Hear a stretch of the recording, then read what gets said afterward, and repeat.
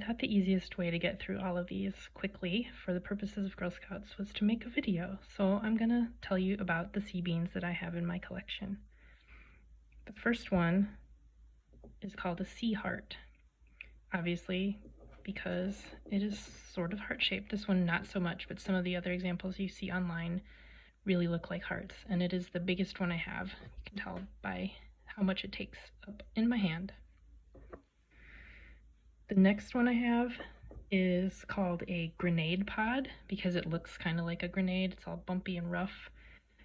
This is actually from a fruit, and among all the sea beans I have, it's from the farthest away. I forgot to say that the sea heart comes from Mexico and the Americas. This comes from the lower Amazon River, and it is the core of a fruit, so all the flesh of the fruit has worn away while it was in the sea. The next one is called a Mary's bean, and I don't know if you can tell, but it has a sort of a cross mark on it, and that's why it got the name Mary's bean. It's also known as a crucifixion bean because of the cross that's on it. This is from the morning glory family of flowering plants, and it's also a bean from the Americas. Almost all of these are from the Americas, except for this one, which I don't know if you guys have a guess what this looks like, but what it looks like is what gave it its name. It's called a sea purse, and it comes from certain countries in Africa.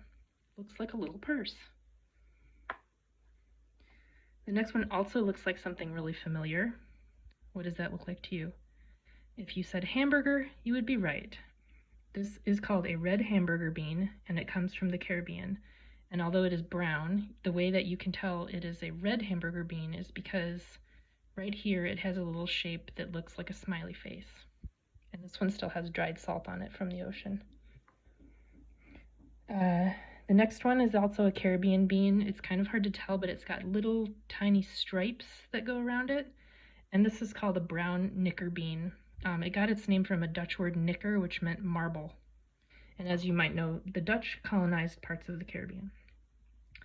This is also a knicker bean. It's called a gray knicker bean or a sea pearl.